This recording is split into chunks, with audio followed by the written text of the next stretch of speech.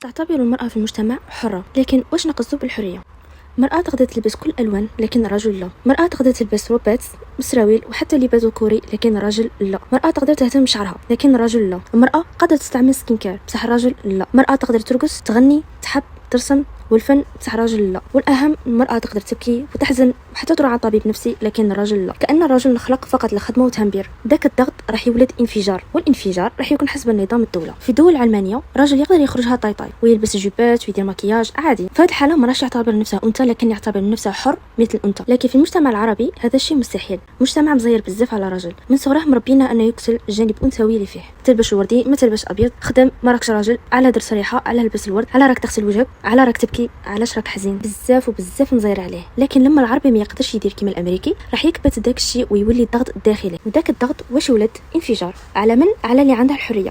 الأنثى هي كائن وحيد اللي يقدر ومسموح ليه يعيش هذه الصفات بكل حريه، ولان كل هذه الحريات تعتبروها امتياز في لاوعيه مش حق، فيحاول يسلبها منها مش باش يتساوى بل باش يحس بالراحه، لانه ما يقدرش يكون حر فيحبس الحريات غيره. واش يدير؟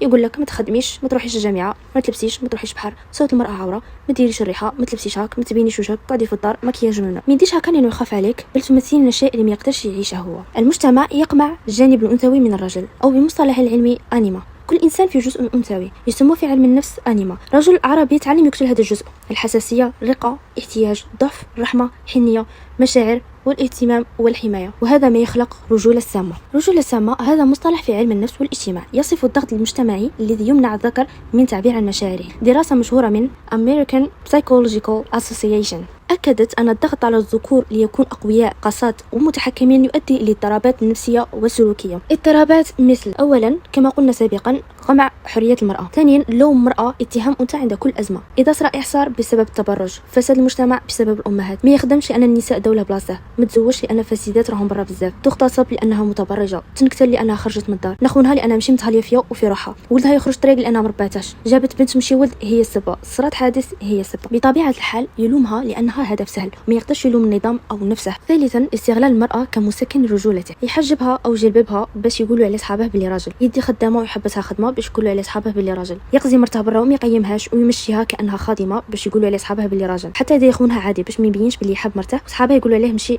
واخيرا تطبيع العنف على انه يحب، بزاف نساء يضربها ومن بعد يقولها بيسكو نبغيك ولا خفت عليك، وبزاف والله ما نقدرش نذكرهم. لكن راح نقول لك حاجه برك، كما تنطلب منك تحبسي خدمه انت في راسك واش تقولي حبس خدمه باش يعرف لي بنت فاميليا ومتعفه، لكن هو واش يقول في راسه حبست الخدمه انا فري راجل.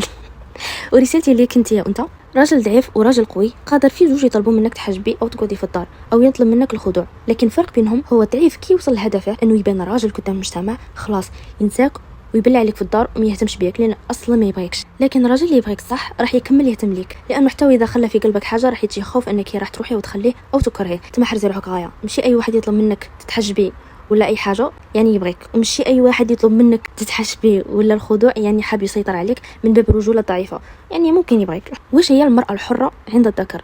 المرأة الحرة نقصد بها اللي تخدم، اللي تلبس عادي يعني مش متحجبة، او حتى تكون شابة ولا تقرا ولا مثقفة. هذا راح تجي رهبة كبيرة باش يكسرها او يعاقبها بالتحرش او يعنفها باش ما تفيقش. الذكر قادر يتحرش بالمرأة اذا كانت لابسة ملابس وردية وفيها ورد، يعني قادر تكون غير انثوية على ليس غريزة بل باش يربيها باش ما تعاودش تلبس هاك. يعني يقدر يقذف بنت جاره ويحرق لها السوق انها تخدم في شركة مشهورة ويتهم انها عملت شيء باش يدخلها مدير تعمل، ماشي باسكو فريمون عملت شيء هذاك، مي جوست باسكو راه يتبان خير منه.